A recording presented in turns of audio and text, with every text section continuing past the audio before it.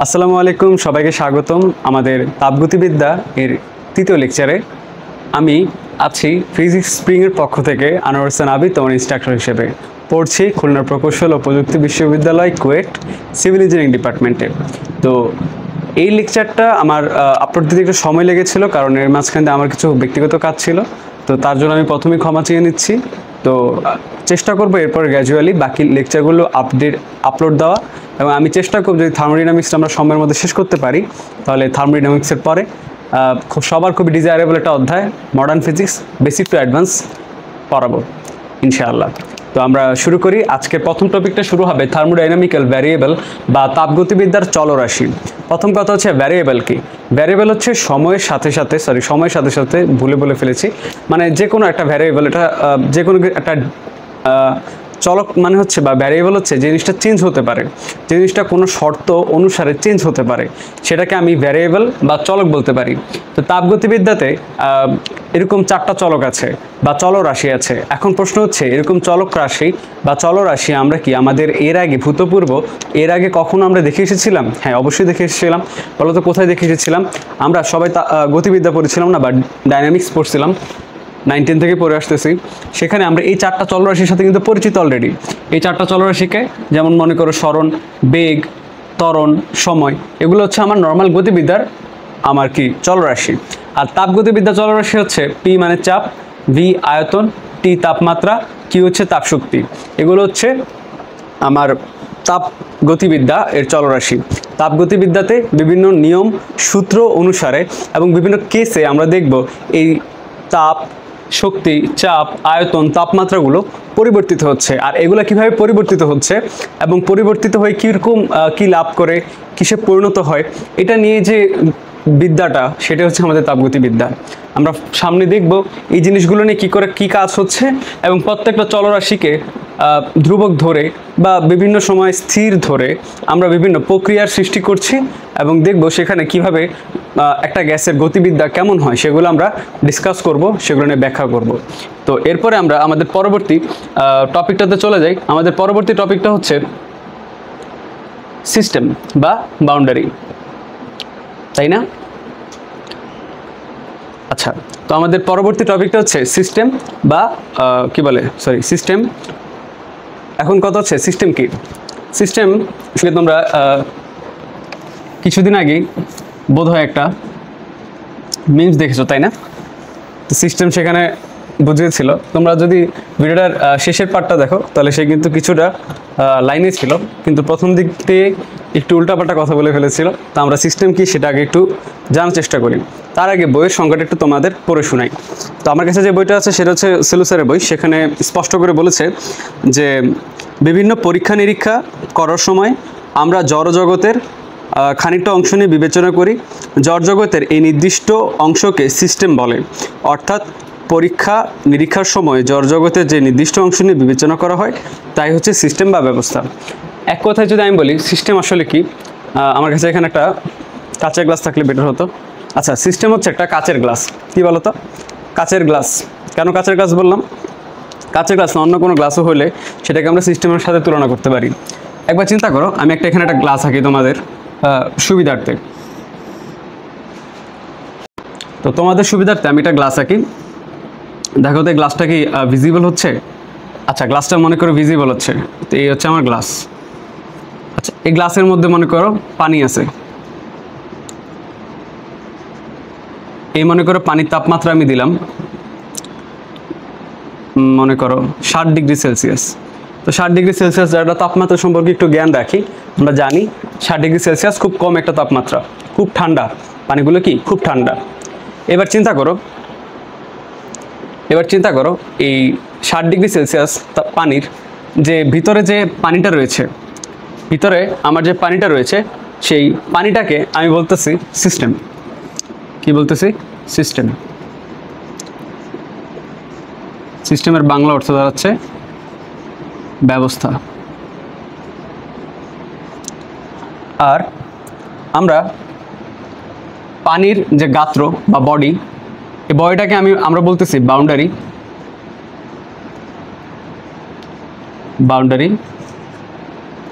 বা আচ্ছাদন।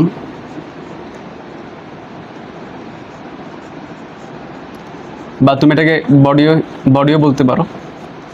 আর মনে করো এটা কোন এলাকা, মনে করো এটা একটা ডেজার্ট মানে বুঝতে পারতেছো তো, মরুভূমি। তো খুব গরম একটা এলাকা, তাই না? তো ডেজার্ট, চারিদিকে মরুভূমি, চারিদিকে বালু, খুব গরম। পরিবেশের তাপমাত্রা আমি ধরে নিলাম 41 ডিগ্রি সেলসিয়াস। তো এই যে আমার পরিবেশ, কীভাবে পরিবেশ আঁকতে পারি একটু এইভাবে এঁকে দিই। ধরলাম এটা হচ্ছে আমার পরিবেশ, তো এটাকে আমার বলা হচ্ছে সারাউন্ডিং। সারাউন্ডিং বানান কি? সারাউন্ডিং বানান হচ্ছে, আচ্ছা সারাউন্ডিং বানান আমরা ইগনোর করলাম, আমরা বাংলাতে লিখে ফেলি সারাউন্ডিং।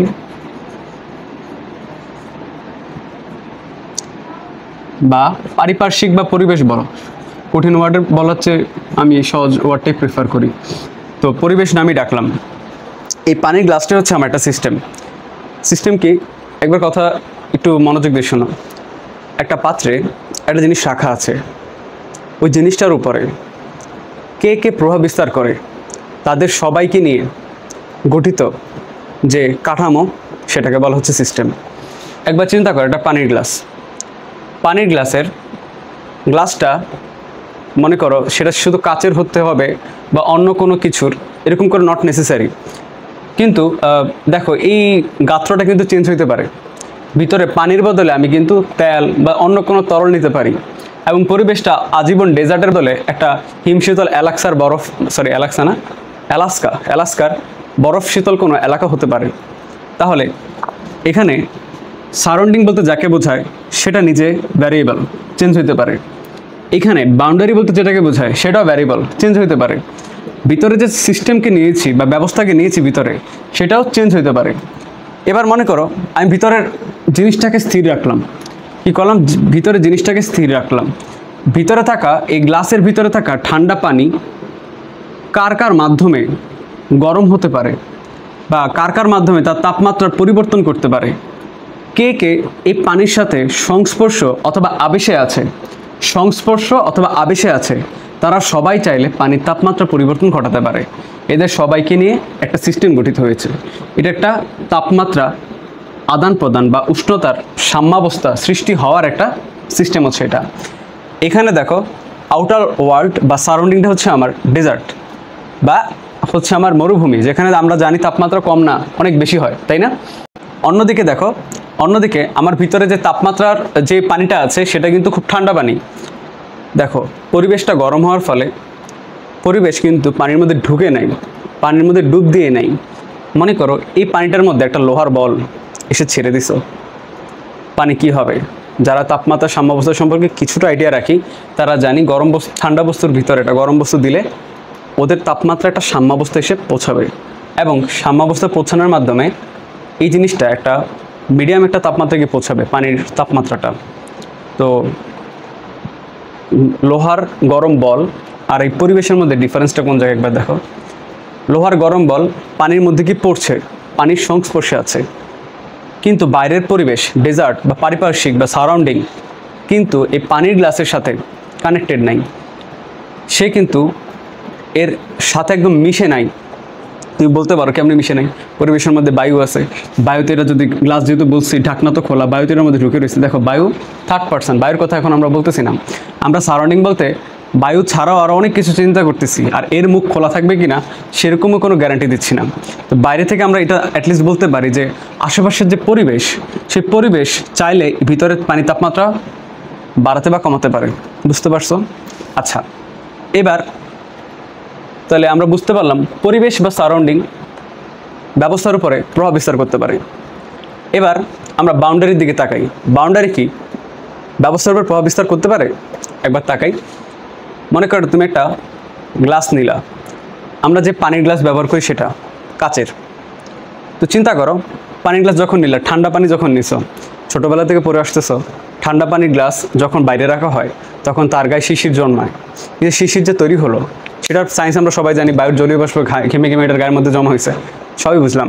কিন্তু একবার চিন্তা করো ঠান্ডা পানির গ্লাস যখন কাচের পাত্রতে নিচ্ছি, তখন এই ঠান্ডা পানিটা কি আর ঠান্ডা থাকছে? একটু পরে গরম হয়ে যাচ্ছে না, যেটাকে আমরা নর্মাল ওয়াটার বলি। বা মনে করো ফ্রিজ থেকে এনে আমার সামনে এনে রেখে দিলাম একটা ঠান্ডা বোতল, একটু পরে নর্মাল ওয়াটার পরিণত হয়ে গেল। এই নর্মাল ওয়াটারে নিয়ে গেলাম মরুভূমিতে, এটা আবার হট ওয়াটার বা গরম পানিতে পরিণত হয়ে যাবে। তাহলে এই যে পরিবেশের চেঞ্জ, ঠান্ডা পরিবেশ থেকে একটু উষ্ণতর পরিবেশ নিলাম, উষ্ণতর পরিবেশ থেকে আরও উষ্ণতম পরিবেশে নিলাম, পরিবেশের চেঞ্জের কারণে তাপমাত্রার পরিবর্তন হচ্ছে। বলতো কার জন্য হচ্ছে? এই যে পানির গ্লাসটা যদি এমন কেউ না হতো, এমন কোনো পদার্থ দ্বারা তৈরি না হতো যে কিনা সহজে তাপশক্তির পরিবহন করতে পারে, এমন একটা পদার্থের তৈরি যদি না হতো যে কিনা খুব সহজে তাপশক্তি পরিবহন করতে পারে, তাহলে কি এই পানি কখনো ঠান্ডা হইতো? একবার চিন্তা করো, ঠান্ডা পানি আমরা তো আজীবন উল্টাপাল্টা জানি। আমরা মনে করি ফ্লাক্স, চায়ের যে ফ্লাক্স সেটা ব্যবহার করি অলওয়েজ কিসের জন্য? গরম পানির জন্য মনে করি, বা চা উষ্ণতর বস্তু রাখার জন্য ফ্লাক্স ব্যবহৃত হয়। এটা শর্ত না, তুমি ঠান্ডা পানি রেখে দিলেও দেখবে 6 ঘন্টা পরে ঠান্ডা পাবা। বুঝতে পারতেছো? ওইটা হচ্ছে এমন একটা সিস্টেম যেখানে তাপমাত্রা সহজে বা তাপশক্তি সহজে আদান প্রদান হয় না, পরিবহন হয় না। ফলে তাপশক্তির পরিবর্তন যদি হয় সেটা টেন্ডস টু 0 এবং দীর্ঘ সময় পর্যন্ত তাপশক্তি একই থেকে যায়, ধ্রুব থাকে, যার কারণে একটা ফ্লাক্সে থাকা চা বা ঠান্ডা পানি সহজে ঠান্ডা বা গরম হয় না, নিজের মতো থেকে যায়। তো একবার চিন্তা করো, এখানে পানির গ্লাস না নিয়ে তুমি যদি ফ্লাক্স নিতা, তাহলে মনে করো প্রথম ফ্লাক্সে করে পানি রাখছো, ফ্রিজে অন্য কোনো মাধ্যমে, যেখানে যে আমি একটা পাত্রতে রাখছো, একটা কাঁচের গ্লাসে রাখছো, এমন একটা পাত্রতে রাখছো যেটাতে পানি রাখলে সহজে পানি ঠান্ডা হতে পারে। মানে এমন একটা পদার্থের তৈরি একটা পাত্রে করে তুমি ফ্রিজে রাখছো যেটা সহজে তাপশক্তি পরিবহন করতে পারে। পানি ঠান্ডা হইলো, নিলা, বের করে কী করলো? ফ্লাক্সে ঢেলে দিলা। আইনা তোমার সামনে যদি 6 ঘন্টা রেখে দাও, দেখবে 6 ঘন্টা পরে ঠান্ডা পানি বেরোতেছে। আরও 6 ঘন্টা তুমি ওরা নিয়ে গেলা কোথায়? মরুভূমি, সাহারা মরুভূমিতে। 6 ঘন্টা না, 2 ঘন্টা পরে নিয়ে গেলা, দেখলা সাহারা মরুভূমিতে গিয়ে সে মানে ফ্রিজ থেকে বের করে সাহারা মরুভূমিতে সাথে সাথে নিয়ে গেছি, তারপরে 2 ঘন্টা সাহারা মরুভূমিতে রাখছি, উত্তপ্ত গরমে রাখছি, বের করে দেখবা পানি ঠান্ডায় রয়ে গিয়েছে। তাহলে শুধুমাত্র ফ্রিজ মানে শীতলতম পরিবেশ থেকে একটু মিডিয়াম শীতল পরিবেশে নিয়ে এসে উষ্ণতর পরিবেশে নিয়ে যাওয়ার কারণে, পরিবেশ চেঞ্জের কারণেই পানির তাপমাত্রা চেঞ্জ হচ্ছে, সেটা সত্য নয়। বরং পানিটা কোন পাত্রে রাখা হয়েছে সেটার উপরেও পানির মধ্যে ঘটনা কি ঘটবে, তাপশক্তি কি আদান প্রদান হবে, যাবে আদান মানে প্রদান করবে নাকি নিবে, তাপশক্তি গ্রহণ করবে, সেটা এই বডিটার উপরে বা বাউন্ডারিটার উপরেও অনেকটা ডিপেন্ড করে। Last but not the least, system. ভিতরে কোন গ্যাস আছে, তার ক্যারেক্টারিস্টিক্স কেমন, সে কি ঠান্ডা হতে পছন্দ করে, সে কেমন জাতীয়, মানে তুমি বুঝতে পারতেছো। তুমি যদি পানি নিয়ে আইসা পানির ফ্রিজে রাখতেছো, পানিকে সামনে রাখছো, তারপরে তাকে ডেজার্টে নিছো, মরুভূমিতে নিছো, উল্টা করলে এবার কেরোসিনকে রাখলা, কেরোসিনকে সামনে আনলা, আবার মরুভূমিতে নিলা, সেম ধরনের ক্যারেক্টারিস্টিক্স তো পাইবা না। তাহলে কারণ ভিতরের জিনিস তো এক না, মাল তো এক না বেটা। তাহলে জিনিসপত্র ভিতরেরটা চেঞ্জ হয়ে যাওয়ার কারণে কি হবে? ক্যারেক্টারিস্টিক্স ডিফারেন্টভাবে শো হবে। এর অর্থ বোঝায় একটা সিস্টেম বলতে কেবল ভিতরে থাকা লিকুইড পদার্থ বা গ্যাসীয় পদার্থ বা যে জিনিসটা আছে পাত্রের মধ্যে, সেটা না। আগামীতে যদি বলো যে চা যে ফ্লাক্সের মধ্যে চা নিছো, এই চায়ের মধ্যে কেবল চায়ের অবদান নাই, তারে ঠান্ডা বানানো, তারে সুস্বাদু বানানোতে পাত্রের ভূমিকা আছে, পরিবেশের ভূমিকা আছে। মানে আমি এটা ম্যাটাফরিক পদ্ধতি বুঝাইছি তোমার মনে থাকার জন্য। তাহলে সিস্টেম বলতে কি বোঝায়? যে ভিতরে থাকে যে জিনিসটা আছে, যে জিনিসটা আছে এটা কার প্রভাবে তাপশক্তি মানে থার্মোডাইনামিক্যালি চেঞ্জ হবে, যে কোনো চেঞ্জ না। এটা তুমি এখন ফুটাওয়ালা বোতল নিছো, তলাতে পড়ে গেছে, এটা কি সিস্টেমের দোষ? বুঝতে পারতেছো তো? থার্মোডাইনামিক্যাল চেঞ্জ হতে হবে, অন্য কোনো চেঞ্জ না। অ্যামাউন্টের চেঞ্জ হয়েছে, এটা কি থার্মোডাইনামিক্সের দোষ না। তাহলে সিস্টেম কি? সিস্টেম হচ্ছে কোন একটা জিনিস, এটা যাকে তুমি সিস্টেম নাম ডাকতেছো, সেটার থার্মোডাইনামিক্যাল চেঞ্জ যে সকল জিনিস বা প্যারামিটারের উপরে ডিপেন্ড করে, প্যারামিটার না মানে কি, যে সকল এলিমেন্টসের উপর ডিপেন্ড করে, তাদের সবাইকে নিয়ে যে জিনিসটা গঠিত হয় সেটার বলা হয় সিস্টেম। চিনছি সিস্টেম?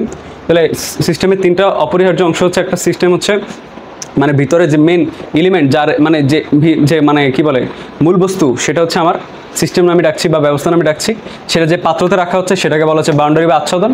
আর সেটা হচ্ছে যে পরিবেশে সিস্টেমটা আছে সেটাকে বলা হচ্ছে সারাউন্ডিংস। এখন আমরা দেখব এই সিস্টেম কত প্রকার ও কী এবং সিস্টেম কীভাবে রিয়েক্ট করে পরিবেশের সাথে, বা কোন সিস্টেমে রাখলে তার ভিতরে থাকে গ্যাস কীভাবে পরিবেশের সাথে ইন্টারাকশন করবে, সেটা আমরা একটু পরে দেখব। আচ্ছা, তো আমরা এখন যেটা নিয়ে আসছি সেটা হচ্ছে আমাদের সিস্টেমের প্রকারভেদ, ঠিক আছে। তো আশা রাখি এই লেখাগুলো বোঝা যাচ্ছে। তো আমি এই পাশে কী লিখেছি, দাঁড়াও একটু ব্রাইটনেসটা বাড়িয়ে দিই। আচ্ছা, এই পাশে আমি লিখেছি সিস্টেম, এখানে লিখেছি ভরের পরিবহন, এখানে লিখেছি শক্তির পরিবহন, আর এই রোতে মানে এই কলামে লিখেছি, প্রথমে লিখেছি খোলা সিস্টেম, এর ইংলিশ হচ্ছে ওপেন সিস্টেম, তারপর লিখেছি বদ্ধ সিস্টেম, এর ইংলিশ হচ্ছে ক্লোজড সিস্টেম, এবং সবার শেষে লিখেছি বিচ্ছিন্ন সিস্টেম বা আইসোলেটেড সিস্টেম, আর একটা নাম আছে কন্টামিনেটেড সিস্টেম। বুঝতে পেরেছো? আমার শ্যারোটা এখানে আসতেছে, এই জন্য আমি একটু স্ক্রিনের দূরে চলে গেলাম এবং তুমি স্ক্রিনের দিকে তাকাও, দেখো আমি কি বুঝাচ্ছি। তো প্রথমে ওই কোণায় তোমরা সিস্টেম কি দেখতে পারতেছো? এই দেখো আমি কিন্তু দেখতে পারতেছি সিস্টেমের পর আমি কি লিখেছি, সিস্টেমের পরে লিখেছি যে খোলা সিস্টেম। তো খোলা সিস্টেম কি, এটার একটা এক্সাম্পল দেখে আসি। মনে করো আমরা নিত্য নতুন দিনে যেই কাপে চা খাই সেটা কিন্তু আমাদের একটা ওপেন সিস্টেম। দেখো এই যে একটা মগ, সেখানে কিছু চা আছে, চা থেকে দেখো কেমন উত্তাপ মানে কি যেটা বলে মানে গরম বের হচ্ছে বা গরম ধোয়া বের হচ্ছে, জলীয় বাষ্প বের হচ্ছে, তাই না? তো এটা হচ্ছে একটা ওপেন সিস্টেম।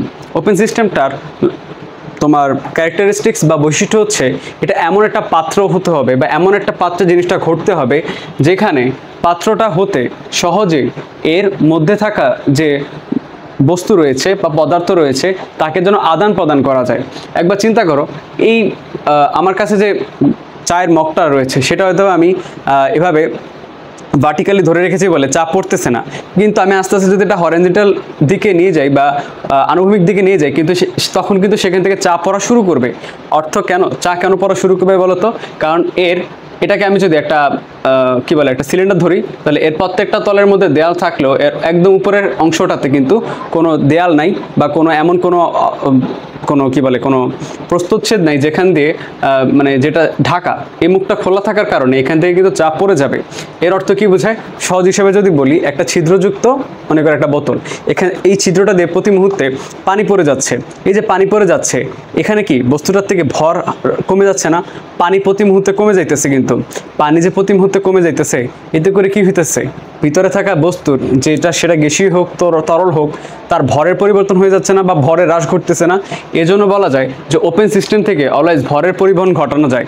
অর্থাৎ ওপেন সিস্টেমের সকল তল যদি ঢাকা থাকেও অ্যাটলিস্ট একটা তল ঢাকা থাকবে না, বা অ্যাটলিস্ট কোনো একটা ছিদ্র থাকবে যেখানে হয় নিঃসরণ বা কি বলে নির্গমন একটা ঘটবে। হয় নির্গমন ঘটবে যদি তার পথ বড় হয়, আর যদি ছোট পথ হয় তাহলে নিঃসরণ ঘটবে। মানে অর্থাৎ ভিতর থেকে পদার্থ যেন বাইরে যেতে পারে এমন একটা ব্যবস্থা থাকতে হবে, তাহলে সেটাকে বলা হবে খোলা সিস্টেম।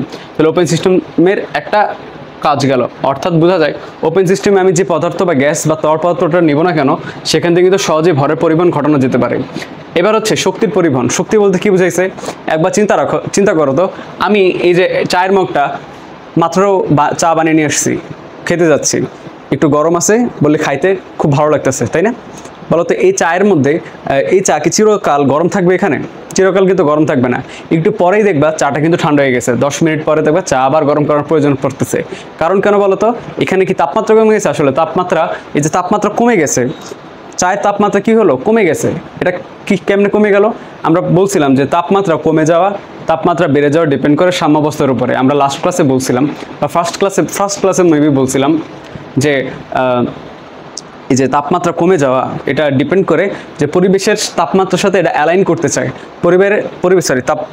পরিবেশের তাপমাত্রার সাথে এটা অ্যালাইন করতে চায়, এবং অ্যালাইন করতে গিয়ে কি হয়, তাপমাত্রা যার বেশি থাকে সেটা পরিবেশের তাপমাত্রা যদি বস্তুর থেকে কম হয় তাহলে পরিবেশেরটা বাড়ে, বস্তুরটা কমে।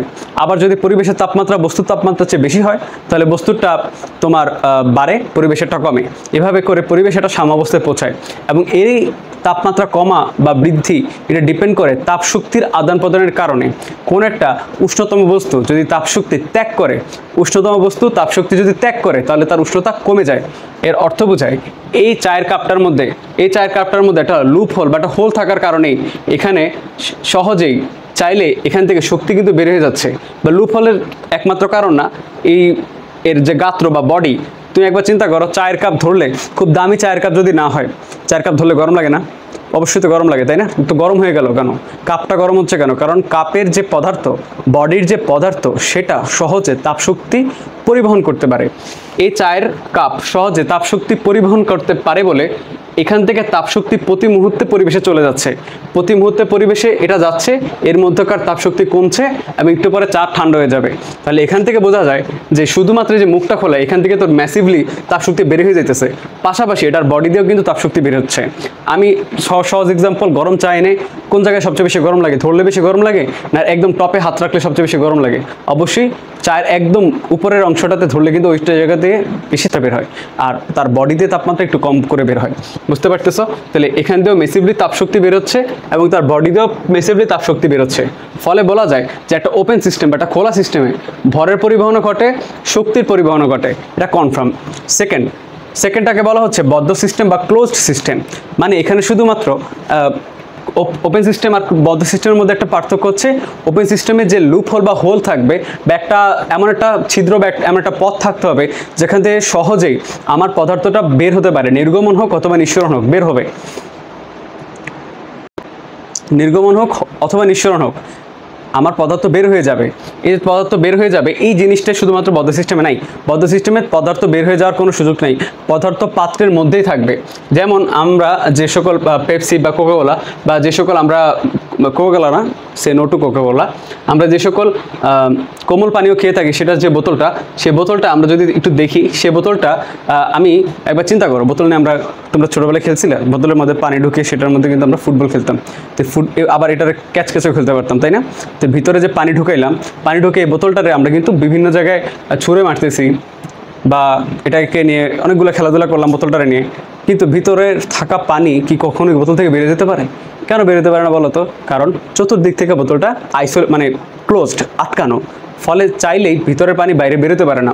এই বোতলের মধ্যে যখন পানি ঢুকাইলাম, এই বোতল, আচ্ছা ফোনের চার্জ চলে যাওয়ার কারণে আমার হচ্ছে ভিডিওটা একটু ইন্টারাপ্ট হয়েছিল। তো আমরা যেখানে ছিলাম, বদ্ধ সিস্টেম বা ক্লোজ সিস্টেম বলা হচ্ছে একটা, মনে করো একটা নর্মাল একটা বোতলকে, বোতলটার মধ্যে তুমি পানি দিলা, পানি দেওয়ার কারণে পানি রাখছো বা কিছু একটা রাখছো, বোতলটা থেকে কি সহজেই তরল পদার্থ বা গ্যাসীয় পদার্থটাকে বের হয়ে যাবে? অবশ্যই বের হবে না, কারণ এটার মধ্যে তো কোনো ছিদ্র নাই। তো এই জন্য বলা যায় যে বদ্ধ সিস্টেম থেকে ভরের কোনো পরিবহন হয় না, ভিতরের বস্তু বাইরে বেরোতে পারে না।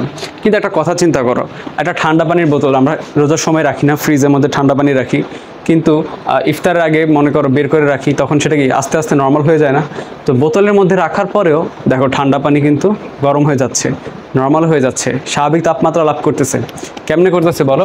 কারণ তার বডির উপরে, সবটা ডিপেন্ড করে তো কিসের উপরে? তার বডির উপরে। বোতলের যে গাত্র বা বডি বা যে স্ট্রাকচার সেটা গঠিত বা যে পদার্থ ম্যাটেরিয়ালস সেটা তৈরি, সেটা কিন্তু সহজেই পদার্থ কি বলে, সহজেই ভিতরে তাপশক্তির আদান প্রদান ঘটাতে পারে। তাপশক্তির আদান প্রদান ঘটাতে পারে বলেই এই বোতলটা সহজে তার তাপমাত্রা চেঞ্জ করতে পারে। বুঝতে পারছো? তাপমাত্রা ধীরে ধীরে হ্রাস বা বৃদ্ধি করতে পারে, এবং এটা এখান থেকে বলা যায় যে বদ্ধ সিস্টেমে শক্তির পরিবহন ঘটে। আর বিচ্ছিন্ন সিস্টেম কি, এখানে একটা ফ্লাক্স আঁকা যেতে পারতো, বাট এই ফ্লাক্সটা নিয়ারলি তোমার একটা বোতলের মতো দেখা যেত আলটিমেটলি, এই জন্য আমি রাখিনি। আমি একটা ঘনকাকৃতির বক্স দ্বারা চিন্তা করলাম, এমন একটা বক্স যেটা ফ্লাক্স, তো তোমরা দেখছো, খুলে একটু দেখো, মুখটা খুলে ভিতরে তাকেও যে অ্যালুমিনিয়াম, বা আমি জানি না আসলে সেটা কি, অ্যালুমিনিয়াম তো অবশ্যই না, মানে যে একটা অ্যালুমিনিয়ামের মতো দেখতে সিলভার কালার একটা জিনিস দ্বারা গঠিত, সেটা হচ্ছে তাপ অন্তরক পদার্থ। বুঝতে পারছো? যেখানে সহজে তাপ শক্তি আদান প্রদান করতে পারে না যে মাধ্যম দ্বারা, এমন তাপ অন্তরক পদার্থ দ্বারা এটার চতুর্পাশ আটকে দেওয়া হলো। এমন একটা ঘনক যা 6টা তলে 6টা তল বিদ্যমান, কোনো ছিদ্র নাই, কোনো ফাঁকা স্থান নাই, এবং 4টা জায়গা থেকেই মনে করো তাপীয় অন্তরক পদার্থ দ্বারা আটকানো। এরকম একটা সিস্টেমকে বলা হবে বিচ্ছিন্ন সিস্টেম বা আইসোলেটেড সিস্টেম। অপর নাম বলা যায় কন্টামিনেটেড সিস্টেম। এমন সিস্টেমে কখনোই ভিতর থেকে, যেহেতু ছিদ্র নাই, তাহলে ভরের পরিবহন হওয়ার তো কোনো পসিবিলিটিসই নেই। আর যেহেতু তাপীয় অন্তরক পদার্থ, তাহলে তাপশক্তি কি বাইরে বেরোতে পারবে বা ভিতরে ঢুকতে পারবে? কিছুই করতে পারবে না। ফলে কি বলা যায়, তাপশক্তিরও কিন্তু আদান প্রদান করতেছে না। মানে বিচ্ছিন্ন সিস্টেম বা আইসোলেটেড সিস্টেমে শক্তির পরিবহন ঘটে না, এই জন্য ক্রস দেওয়া হয়েছে। বুঝতে পারছি? এখন তুমি বলতে পারো ভাইয়া যে আমি তো আমাদের পরিচিত এই বিচ্ছিন্ন সিস্টেম এর চিনছি, কারণ এটা হচ্ছে আমার চা আমরা প্রতিদিন খাই, বোতলটাও চিনছি কারণ আমরা কোমল পানীয় বা বোতলে করে বিভিন্ন পানি খাই। কিন্তু আমরা বিচ্ছিন্ন সিস্টেম তো চিনি না, বা চিনলেও সেটা ফ্লাক্স। কিন্তু ফ্লাক্সের পানি তো চিরকাল গরম থাকে না, বা ফ্লাক্সের পানি তো চিরকাল, যদি ঠান্ডা পানি রাখি চিরকাল ঠান্ডা থাকবে না। হ্যাঁ, ফ্লাক্সের পানি ইনিশিয়ালি 6-7 ঘন্টা 8 ঘন্টা গরম থাকতে পারে, বা চা রাখছো গরম থাকতে পারে 8 ঘন্টা 10-12 ঘন্টা, বা একদিন পরে কি হলো সে তো ঠান্ডা চাই থাকলো, ঠান্ডা হয়ে গেল কি করে? একবার চিন্তা করো যে ফ্লাক্স, মনে করো এটা হচ্ছে আমার ফ্লাক্স, এই ফ্লাক্সের সম্পূর্ণ বডি এবং তলার বডি, পাশের বডি, বক্রতলের বডি এবং যে তল নিচের তলা, সেই তলের বডি পুরাটাই কিন্তু তাপীয় অন্তরক পদার্থ দ্বারা তৈরি। কিন্তু বলো তো, যে মুখটা খুলে তুমি চাটাকে ঢালতেছো, সেই মুখটা কি তাপীয় অন্তরক পদার্থ দ্বারা তৈরি? অবশ্যই না। সেটা কিন্তু দেখবা রাবার জাতীয় একটা পদার্থ, যেটা তাপীয় অন্তরক পদার্থ হইলেও তার তাপ সেইভাবে অন্তরিত করতে পারে না, মানে ডিফারেন্সিয়েট করতে পারে না পরিবেশ থেকে। দীর্ঘ সময় লাগে তাপ শক্তিকে এটা দিয়ে পার হইতে, বাট হইতে পারে।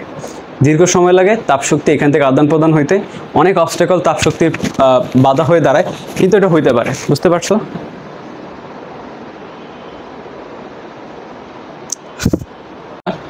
আচ্ছা, আমরা আমাদের নেক্সট টপিকে শিফট করি।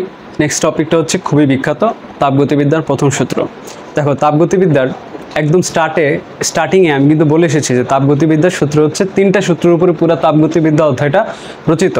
এখন কিন্তু আমরা তাপগতিবিদ্যার 0তম সূত্রতে যে এর মধ্যে একটা কী বলে বিখ্যাত টপিক 2টা আমরা শেষ করে আসছি, 2 স্থির বিন্দু 1 স্থির বিন্দু। তো ওইটার মাধ্যমে কিন্তু তাপগতিবিদ্যার 0তম সূত্র কমপ্লিট হয়েছে। এখন আমরা তাপগতিবিদ্যার প্রথম সূত্রটা শুরু করতে যাচ্ছি। তাপগতিবিদ্যার প্রথম সূত্রটা is none other than another form of তোমার হচ্ছে শক্তি সংরক্ষণশীলতার নীতি, এছাড়া কিছুই না। তো তার আগে একটু সূত্রটা দেখে আসি, তার নুরানি চেহারাটা একটু দেখে আসি। সূত্রটা হচ্ছে DQ is equal to DU plus DW. DQ এর পরিচয় হচ্ছে তাপ শক্তির পরিবর্তন, ডিইউ এর পরিচয় হচ্ছে অন্তঃস্থ শক্তির পরিবর্তন, আর ডিডাব্লিউ হচ্ছে কৃতকাজের পরিবর্তন। এটাকে কেন শক্তি সংরক্ষণশীলতার নীতি বলা হয়েছে, তার জন্য আমাদেরকে জানতে হবে একটা বাসার সিস্টেম, মানে বাসায় কারেন্ট কেমনে প্রবাহিত হয় সেটা জানলে কিন্তু এই জিনিসটা সহজে বুঝে যাবো। একবার চিন্তা করো তো, মনে করো কি বলে, মনে করো ডিকিউ, ডিইউ আর ডিডাব্লিউ। একটা কম্পিউটার আছে মনে করো তোমার বাসায়। কম্পিউটার কেমনে আঁকি, মনে করো এই একটা কম্পিউটার, ঠিক আছে, বোঝা যায়? এই বাসায় একটা তোমার কম্পিউটার আছে, ওকে? একটা কম্পিউটার তোমার বাসায় আছে, ঠিক আছে? এই কম্পিউটারটা একটা পাওয়ার সাপ্লাই এর মাধ্যমে এটার মধ্যে কারেন্ট যায়। তো কম্পিউটারটা যেন তুমি কারেন্ট চলে গেল চালাইতে পারো, তুমি তার পাশে একটা ইউপিএস লাগাইলা। ইউপিএস কি? আইপিএসের ছোটো ভাই, যেটা দিয়ে কম্পিউটার চালায়। মনে করো একটা ইউপিএস লাগাইলা, ঠিক আছে? এটার মধ্যে এইখানে পাওয়ার সোর্স আছে। তো যখন কারেন্ট ব্যয় হয় তখন তুমি কম্পিউটার চালাইতেছো, তো যে পরিমাণ কারেন্ট যাচ্ছে তার কিছু অংশ দিয়ে তুমি কম্পিউটার চালাও, কিছু অংশ দিয়ে তুমি ইউপিএসটাকে চার্জ করো, যেন কারেন্ট চলে গেলে ইউপিএস থেকে চার্জ নিয়ে তুমি কম্পিউটার চালাতে পারো, তাই না? ইজি তো? দেখো, তাপগতিবিদ্যার প্রথম সূত্রটা হচ্ছে অনেকটা এরকমই। তুমি ডিকিউটাকে আমি যদি ধরলাম পাওয়ার সোর্স, যে পরিমাণ তাপ শক্তি বা যে পরিমাণ কারেন্ট আমি প্রদান করতেছি তার কিছু অংশ অন্তঃস্থ শক্তি হিসেবে জমা হয় বা চার্জ হিসেবে ইউপিএসে জমা হচ্ছে, কিছু শক্তি কৃতকাজের মাধ্যমে ব্যয় হচ্ছে বা কম্পিউটার তার পারফরমেন্স প্রদর্শনের মাধ্যমে কিছু কারেন্ট ব্যয় করে ফেলতেছে। তাহলে আমি কিন্তু এই যে প্রদান করা কারেন্টকে ডিকিউ ধরতে পারি, ইউপিএস যে চার্জটা সংরক্ষণ করতেছে সেটাকে অন্তঃস্থ শক্তির সাথে তুলনা করতে পারি, আর কম্পিউটার যে শক্তিটা ব্যয় করে ফেলতেছে সেটাকে আমি ডিডাব্লিউ ধরতে পারি। বলতো আমরা কি পড়ছিলাম বলতো? তাপ শক্তি সংরক্ষণশীলতা কারে বলে? শক্তি সংরক্ষণশীলতা আমরা বলছিলাম যে একটা বস্তুর যে কোনো দুইটা নির্দিষ্ট মুহূর্তে মোট শক্তির পরিমাণ কি হয়? সমান হয়। তাহলে দেখো, পাওয়ার সাপ্লাই করার পূর্বে যে পরিমাণ পাওয়ার সাপ্লাই হতে চলেছে সেটার মান যা, আর কম্পিউটার যে পরিমাণ পাওয়ার সাপ্লাই ব্যয় করছে আর ইউপিএস যে পরিমাণ পাওয়ার সংরক্ষণ করছে তাদের সমষ্টি হচ্ছে সেটার সমান। এই তো শক্তি সংরক্ষণশীলতার সাথে নীতিটা হয়ে গেল। তো এই কম্পিউটার আর ইউপিএসটা ভুলে গেলে হবে না, আমরা প্রত্যেকটা পর্যায়ে আমরা একটু পরে দেখব বিভিন্ন প্রক্রিয়া, সমষ্ণ প্রক্রিয়া, তারপর হচ্ছে আমাদের সমায়তন প্রক্রিয়া, সমচাপীয় প্রক্রিয়া, আবার আমরা পড়ব যে রুদ্ধতাপীয় প্রক্রিয়া। এই প্রক্রিয়াগুলোতে আমাদের এই যে কম্পিউটার আর ইউপিএস আবারও ফিরে আসবে। ততক্ষণ পর্যন্ত আমরা এটা মুছে দিই, আমরা নতুন টপিকে